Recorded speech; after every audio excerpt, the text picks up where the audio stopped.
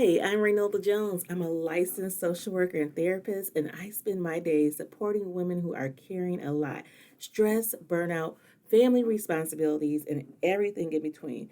And I have to be honest, just like many of my clients, I've been there too. A few years ago, I lost a tea kettle. Sounds small, right? But in the middle of juggling it all, trying to help co parent and blend parenting and my own healing journey, that missing kettle reminded me of something bigger. I wasn't just missing the ritual of tea, I was missing me. That experience taught me the power of slowing down, creating sacred pauses, and building routines that truly restores us. And it's what inspired me to create something I'm excited to share with you today. The Tea Meditation series with me, Reynelda Jones, is a gentle mindfulness practice rooted in ancient tradition that combines movement, present moment awareness, and of course, the soothing ritual of tea.